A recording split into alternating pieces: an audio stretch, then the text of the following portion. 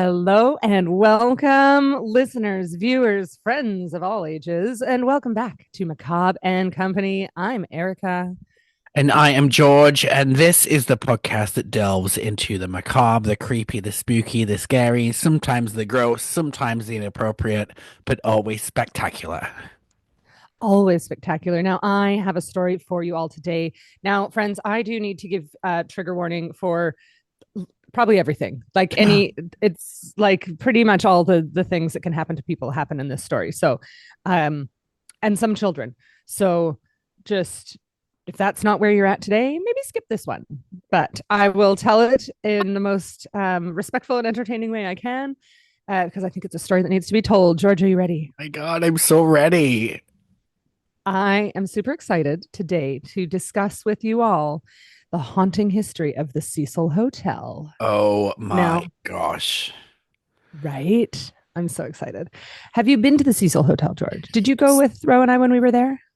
I don't think we went that day. However, for our listeners, my husband and I used to live in downtown Los Angeles. We lived in downtown LA for, I think, 4 out of the 6 years we lived in LA. I loved downtown, like it was super fun, chaos all the time. And Mm. the Cecil was maybe 5 blocks away from us. And a very historic part of the city. I will say that I have not been inside, but I've been up close. I've walked past it. I once went on my own. I was like, I'd watched a documentary on Netflix and decided to walk over there, and there's definitely like a weird feeling when you're outside it. It Yeah, gives off absolutely. the glow of spookiness.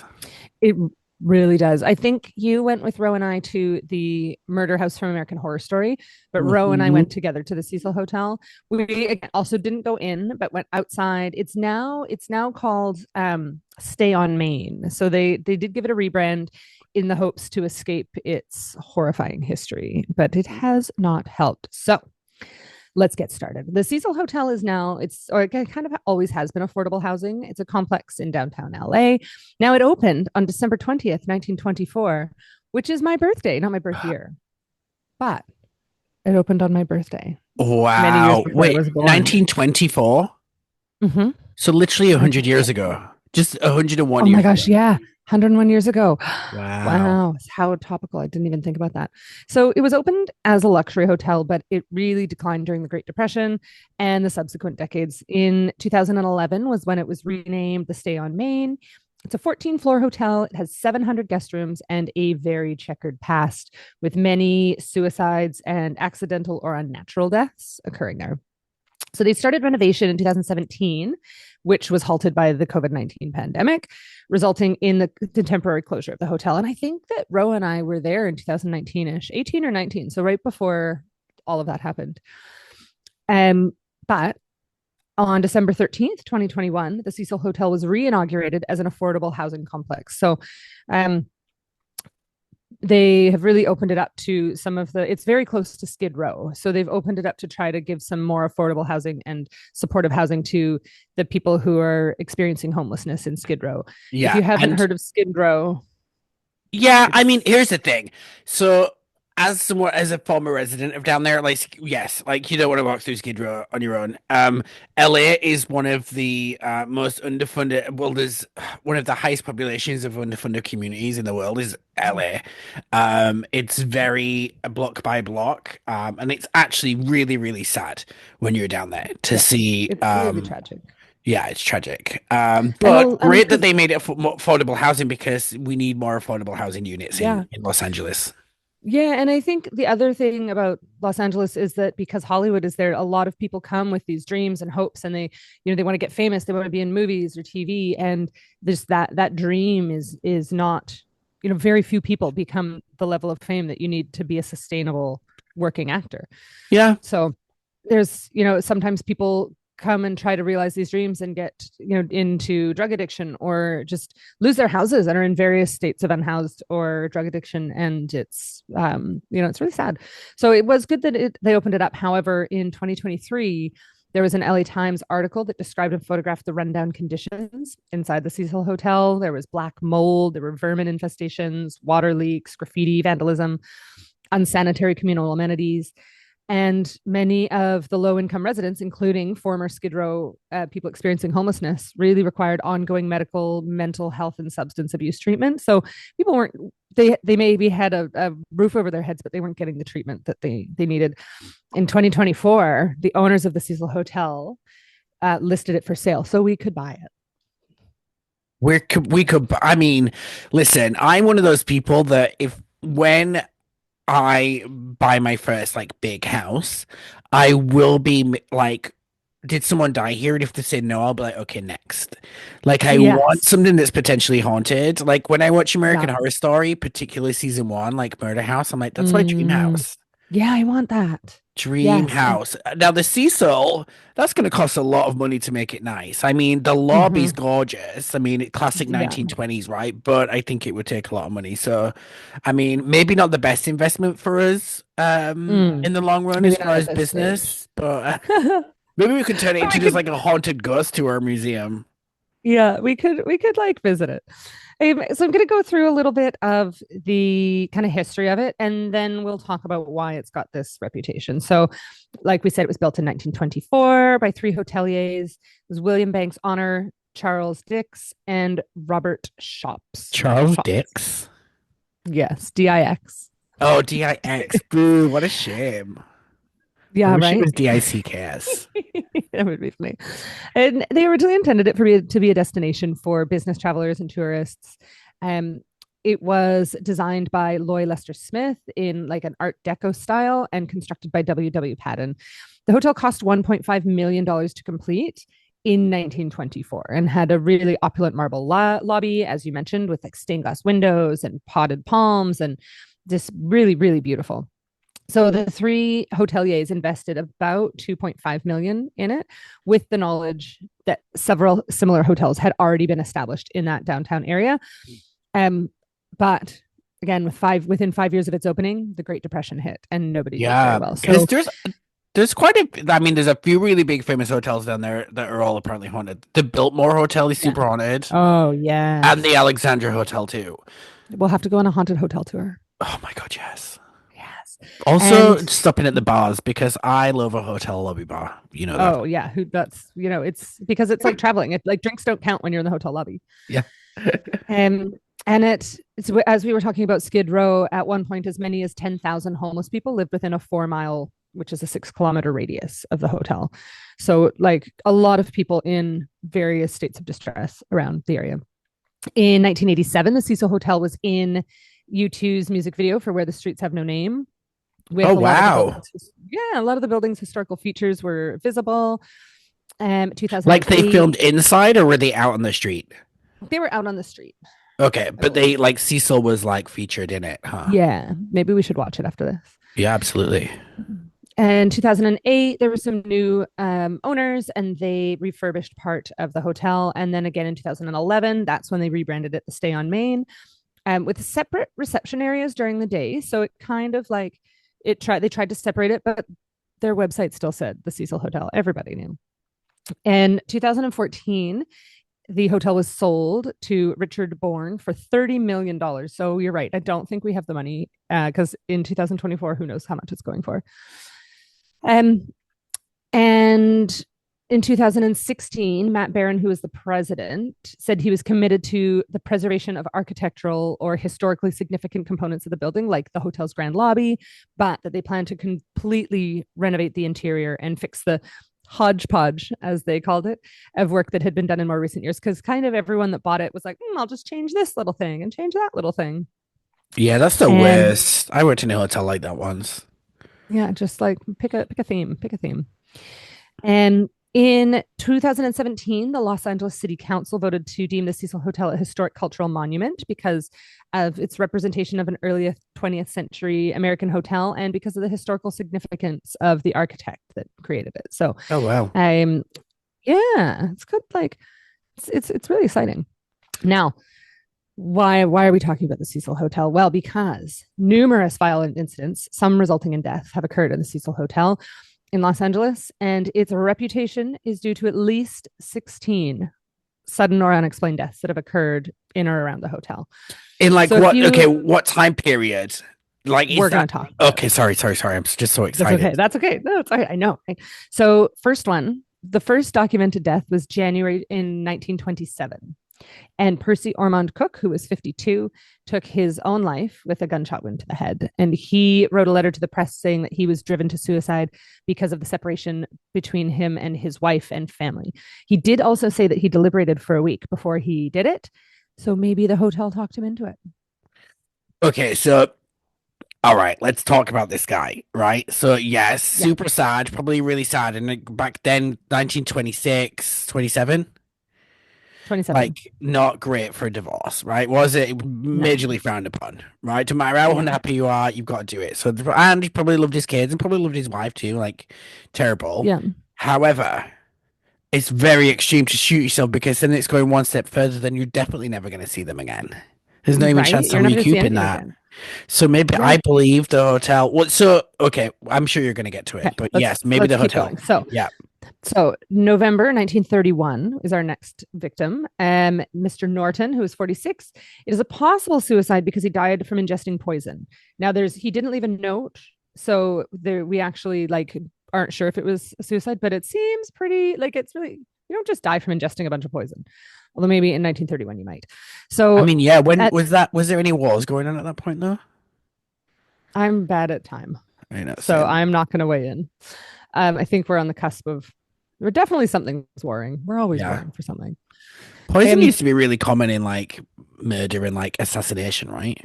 Yeah, assassination and women famously murder with poison because Oh it's wow. easy. So you can't because it's a lot of men are bigger than us, so we can't overpower. The next one was in 1932, not so far away, which was a man called Benjamin, who was 25, was another suicide and gunshot wound to the head, did not leave a note. The next one was 1934. Sergeant Lewis D. Borden slit his own throat and he left several notes. One cited his poor health as his reason. He just was like, "That's it. I'm really sick. I can't do it anymore."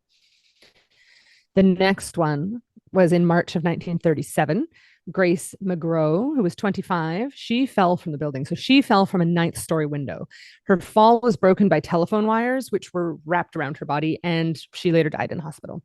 These Um, have all been within the Nobody first 10 years. of opening, right? And police were never able to determine whether it was an accident, murder, suicide. Nobody knows what happened to Grace. Other than that, she died. 1938 is the next one. Roy Thompson committed suicide by jumping from the building, and he had been a resident at the hotel for several weeks, and they found his body on top of a skylight on the next door building. So he jumped and landed on another building next door. Oh, imagine being under that skylight. Ugh. Oh, there's some gruesome things coming. Speaking of under stuff, Can't wait. May 1939, Erwin Neblett is a possible suicide and other poisoning. Was found dead after ingesting poison. No note. We don't know. Erwin Nin- Niblet. Niblett, what a name. What a name. 1940. Again, so 1940. We're outside of the first 10 years, but it's still a lot. Dorothy Seeger, 45, ingested poison. And she was registered under a pseudonym, Evelyn Brandt. And she Sketch. sent a note to her relatives indicating she was going to kill herself. So we know that one's a suicide. Now, this one is sad. September 1994, Dorothy Jean Purcell, who was 19 years old, she threw her newborn baby out of a window. Oh Um, Lord. yeah, she didn't know she was pregnant and she went into labor and she didn't when she testified she didn't want to wake her boyfriend up or let him know that there was a baby. So she gave birth to it in the bathroom and thought it was dead, thought it was stillborn and threw it out of a window. Our next one was in November of 1947. Robert Smith jumped from the one of the 7th floor windows and died. He was 35. 1954, Helen Gurney jumped from the window of her um, seventh floor room and landed on top of the Cecil marquee, like Helen right on top. Gurney ended up in a Helen gurney. Gurney. It did. 55. Obviously, she jumped. That's two that have jumped from the 7th floor. I don't know if that's important or not, but Was it the same room? it doesn't say. That's a really good question. I mean, but still. Yeah. Yeah. In 1962, Julia Frances Moore, who was 50, jumped from her 8th floor room and landed in a 2nd story interior light well. So she jumped and kind of like bounced into the light well. She did not leave a note. In 1962, Pauline, Pauline Otten and George Gianni both fell from the building or jumped. So Otten had an argument with her estranged husband who left the room prior to her suicide, and she landed on a pedestrian. So she jumped, landed on this guy called George, and they both died. That what an unlucky guy. Probably walking to work. Yeah. Yeah. And at first they thought it was a double suicide because there were the two of them there. So, oh, they both landed. But it was later determined he had his hands in his pockets and he was still wearing his shoes, which he wouldn't have been if he had jumped. Your hands aren't going to be in your pockets. How? I mean, like you're just walking to work, minding your own Why do business. shoes always And come off somebody, when you jump out the window? apparently. Yeah. I mean, it doesn't make sense actually. Poor Yeah. guy. Ugh. Yeah. Really And then sad. to like have And your legacy that you is like now stuck with the Cecil Hotel, and you weren't even yeah, staying there. you weren't even saying that you were minding your own business, walking down the street. Outrageous. Ugh. In 1964, there was this woman called Pigeon Goldie Osgood, and she was like this like character, a legendary character that used to feed the pigeons. That's why they called her Pigeon Goldie. Oh, She she always had like a cap and had a paper bag full of bird seed, and she would feed the birds, and kids could come and like she was just like a local some local color that everybody knew. love that. And a man called, yeah, right, so lovely. She was 65, and Jacques Elinger just up and murdered her. She was discovered in her room. She had been raped, stabbed, and beaten, and her room was ransacked. Jesus. Yep. Um, so hours after her murder, Elinger was seen walking through this square just across from the hotel, covered in bloodstained clothing. And he was arrested, charged with the murder because he was wandering around with blood on his clothes, but he was later cleared of it. So her murder has never been solved. Never been solved. December 20th, which is significant because that's the day that it was opened in to Oh yeah. 1924. But on December 20th, 1975, a still identified woman. She had registered under the name Alison Lowell, but that wasn't her name. That was an assumed name. Approximately 23 years old, jumped from her 12th floor window onto the second floor roof. So she jumped from 12th floor, landed on the Yeah. second floor roof, and died. It does say that she was in room 327. That's the only one that it said what room she was in. Yikes. I want to go Yeah. see room 327. All right. In September 1992, We're getting so close. I know we're coming up to some big ones. So in 1992, this is an unidentified man who was found in the alley behind the Cecil, but they don't actually know. Like it seemed like he had either fallen, jumped, or been pushed from the 15th floor. But they can't really confirm. They don't know who he is. They've never really identified him or confirmed 100% Wow. because they just don't know anything about him. Or Now, do they? And they just don't want to tell us. maybe it's all Like, did they just want to, like, because back then it was really easy, a lot easier to cover stuff up, because very they didn't, true. anyway. Yeah. So it was so easy to cover things up as well. And a Yeah. lot of the cops were crooked. And February 19th, 2013 is one that a lot of people might have heard of. Lisa Lamb, who was 21, was a Canadian tourist who had gone Did you know missing her? for 3 weeks. No, I didn't. We were not best friends. Um, they found her decomposing body in the water tower on the Yeah. top. I remember that And being on the news. yeah, me too. It was rough. And yeah, they checked the tank after guests had complained about the low water pressure and the water tasting funny. So then they went to look, but otherwise they just thought she had disappeared. And there's a lot of speculation about this because if you've seen the videos of her outside of the elevators, she was like Yeah. behaving really strangely, and it's quite haunting the way she's behaving.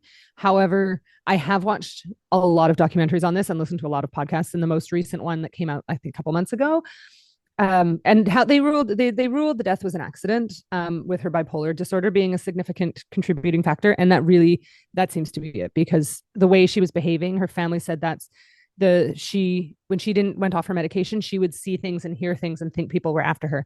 So that's why she looked so strange because she Well, had been off first off, but medication. her family let her travel alone. Great. I mean, Yeah, right. I don't know.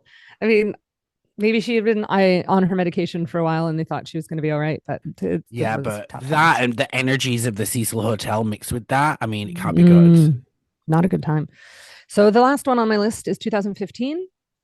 So like deaths right up until they closed it, really. This is another one that's suspected to have fallen from the building. There was a body of a 28-year-old man outside the hotel, and it was believed that, and actually this is a word that I've never learned, and I'm going to try to say it right now. I've only read it. Death by defenestration. What does that mean? Defenest. I think it means death by jumping off of a building, but I'm going to look it up right now.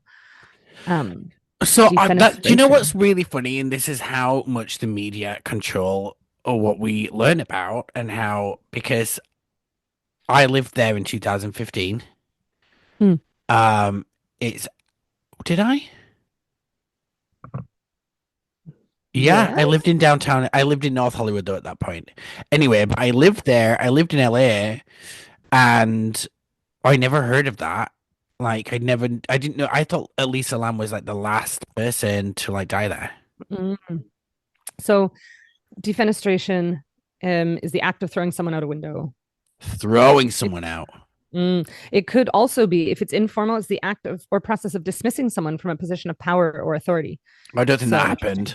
I think it's definitely yeah, the. Yeah, I think it was the thrown out the window thing. yeah, absolutely, absolutely. I desperately have to wee, so pause. Oh, love that. Yeah. So to our listeners. Well, I will talk to our listeners and tell you guys a little bit more about I can do that. downtown LA as Erica goes to the restroom. So, yeah, I lived at some really good restaurants in downtown LA. Please don't let this put you off going. One of my favorites is called Beelman's Pub. It is on Main Street. It is, oh, we took Erica there actually. But me and Ian used to go there quite a lot. It is a plant-based pub where all of their food is plant-based and they have some incredible items on the menu. Definitely go there. Guisado's tacos. Now, if you love a taco, but you love authentic tacos, Guisado's tacos is amazing. They have multiple locations around LA, but they have like a spicy challenge one, and Ian's done it. It's like a ghost pepper taco, and it's like We're the hot in absolutely the leaving that world. in. This sounds exciting. Yeah, no, absolutely. Yeah, I told them about Beelman's Pub, which we took you Oh there, yeah, yeah, right? yeah. Yeah, we went And for the dinner last there. bookstore, and yeah, yeah. Yeah, yeah. So Beelman's was the plant-based pub that we took you to. And then I don't think we took you to Guisado's Tacos, but it's Ian's favorite taco place in downtown LA. They have multiple locations around LA, but they have like a ghost pepper challenge. Anyway, Oh my gosh, I love um, that. I was just telling people not to be put off about downtown LA from our story. That's fair. Yeah, yeah. Don't be put off. There Maybe are just some don't really go to nice the hotels hotel. there too. Yes, absolutely. Okay, so that is my list of the people who unfortunately passed. Um, in 2008, some longtime residents began referring to the Cecil as the suicide, and it kind of became a popular name, The unfortunately. Suicide Hotel, just the Just the suicide. suicide. Yeah. Oh God. So the Cecil had also become a notorious rendezvous spot for adulterous couples, drug activity, and a common ground for sex workers to ply their trade. And in the 90s as well, the hotel was a temporary residence of serial killer Richard Ramirez, who was the Night Stalker. And he was a regular presence in the Skid Row area. According to a night clerk who had known him, he stayed at the Cecil for a few weeks. Um, Allegedly, he committed, or report, I guess by the timelines, it's not allegedly because he did these. In the way the timelines matched up, he committed 14 murders while resident there.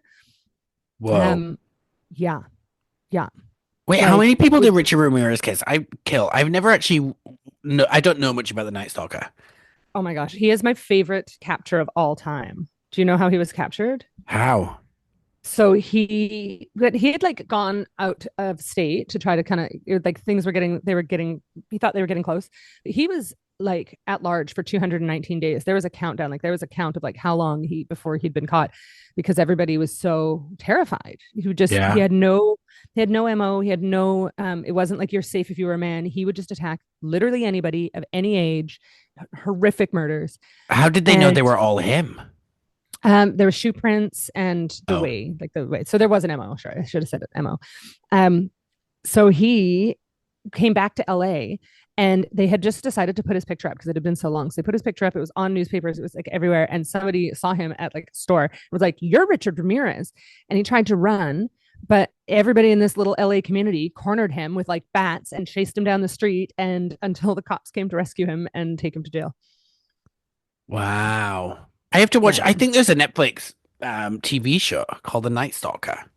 There is. I haven't watched it, but I would love to. Yeah. How many people? He murdered a lot. Sorry, I'm trying to Oh my just gosh. Can you Google just do this. a full episode on Richard Ramirez at some point? Yes, Because absolutely. You know, we'll okay, just do a great. Richard Ramirez episode. Okay. We'll talk about it then. I feel like you should do like Erica's top 10 serial killers episode. Oh, I would love to. Or top five. But I feel like I need to do, I think that would take a long time. Anyway, we'll Okay. brainstorm, workshop it. Erica's like, that's such a hard question. I know it is such a hard question, and I could talk for an hour about all of them. I've already Yeah. got it one serial killer in my head to tell you about next time. So anyway, that's how he got arrested. And in 1989, he was convicted of 13 murders. So I don't know how I guess they reported that he committed 14 murders. Maybe some he wasn't convicted for. We'll find out when I do my deep dive. Another serial killer stayed at the Cecil, not just that one. There was another one. He was Austrian, Jack Unterweger, probably saying it wrong. He was Austrian. Austrian, yeah. He stayed at the Cecil Hotel in 1991. It could possibly because he was trying to copy Ramirez's crimes. We're not really sure, but Oh, really? no. While he was there, he strangled and killed at least 3 sex workers, crimes he was convicted of in Austria. So he got extradited and sent home and was convicted of those crimes. Additionally, murder victim Elizabeth Short stayed at the hotel before her untimely death and renaming as the Black Dahlia. Wow. Oh, yeah. That was pretty famous, huh? Yeah. The Biltmore is, I guess, was where like she was seen last, wasn't it? Yeah. Having a Yeah. drink in the lobby, and I've drank at that bar too, and that's pretty cool. I think they have a That is painting pretty of her cool. up there because of that. Oh, I hope they do. Well, bless her Anyway, heart. sorry. So sorry. We also talked about Elisa Lam, and so that's all of the crazy things that had happened. Hotel I mean, I Cortez in bet there's America. loads more. I bet Oh so yeah, much stuff's happened there that we don't even know about. There's probably those like bodies shoved in the walls and stuff. probably. So those are just the reported ones. Yeah. Also Hotel Cortez, an American Horror Story, is loosely based off of the Cecil Hotel. So they kind of call from a lot of this that if you're a fan, you'll notice. But the So interior of that was based on the Cicada Club, which is just around the corner. Remember the outside? I took you out yes. there, out to the Mhm. exterior shots um Yeah. of the Cortez. That's the best season of Horror Story, by the way. Oh, it's so good. It is my favorite as well. Yeah. So, what do you think? Do you think I mean, obviously it's got to be haunted, but do you think that the hotel is as influencing any of these people's crimes or Yes. It's probably like some gates of hell or something. Well, the mm, gates of hell are reportedly in Los Angeles anyway. You can like walk up to them. Um yeah, it's like a hike called Google it, called the Gates of Hell. I guess people believe it, but like some like I watched it on the Grim Life Collective, which is a YouTube and podcast channel. I love listening to yeah. their stuff, and the Gates of Hell in LA. It's a hike, and you go up to them, and they're like man-made gates, but I guess there's some connection to like people saying that that's because you can't actually get into it, and it's a cave that's been Is this the Hacienda Heights one? maybe As it I says, will. the Gates of Hell are several places in Los Angeles that are said to be portals to the underworld. There's a Oh, property in Hacienda Heights, a trail in Turnbull Canyon, and an outcropping of rock in Pasadena. I think it's the one in the canyon. Oh, okay. And you can drive. I've driven past it. I know whereabouts it is. And I was like, oh, that's the Gates to Hell hike because you can see it. There's a lot of concrete kind of stairs there. Mm. But I Wow. believe that LA, and I think because there is a lot of tragedy in LA, Mm. and I obviously like I'm not gonna say that it's not the administration that's running the city because a lot of the problems are there too. But I Yeah. believe a lot of LA's bad luck throughout history has come from being being close to some sort of energy. It's like Mm. Sunnydale. Sunnydale. Yeah. Yeah, she is. She's on your shirt, Slay. Like, yes. Yeah. It's like literally Buffy on a Hellmouth. Yeah, but anyway, so yeah, I want to hear more though. So like I'm excited for you to do a part two on the Cecil. See what else you can dredge Yeah, up. see what else we can dig up because Do you that have photographs it's from that surely day not too? done. Went from your visit? I must. I'll have to look. You must look so I can put them on Instagram I for take people so to many see. photos, and I keep them all. So surely they're somewhere. I'll Yeah. have a sus. And then we should also we should do a series and we'll do some more of these on LA because from living there as well, I find LA so interesting. I mean, there's been so much scary stuff that happens there, but the Cecil's Yeah. definitely one of the scariest. And you can tell for those of Mm. you that are listening, if you visit LA, when you visit LA, just go and see it. Like, there's not much to see when you're there, because you can't walk around the hotel, etc., etc. But it's fun to go outside because they still have the old original like sign painted on the side of the building. I Yeah, don't, and it and just like you can feel it. It just like the feels. energy. Yeah, it feels like Bad News Bears. Yeah. Well, Yeah. thank you for Well, teaching oh my us gosh. about the Cecil, and I'm excited to learn Thank you more. for listening. Oh my gosh, me too. I'm Yeah. excited to start a series on my favorite serial killers. Yeah. Um, and you, Tell- my friends, thank you for joining us. Yeah. I'm just going to tell you where you can find us. You can find us on most of the social medias at Macabre and Company. You could join our Patreon at Macabre and Company, where we chat about all kinds of things and do some unboxings. We have vlogs. We do all kinds of fun stuff. It's fun over there. Yeah. And you can email us at macabreandcompany@gmail.com. And most of all, you can always. Stay spooky. Okay. Yes. Hi, friends. Bye.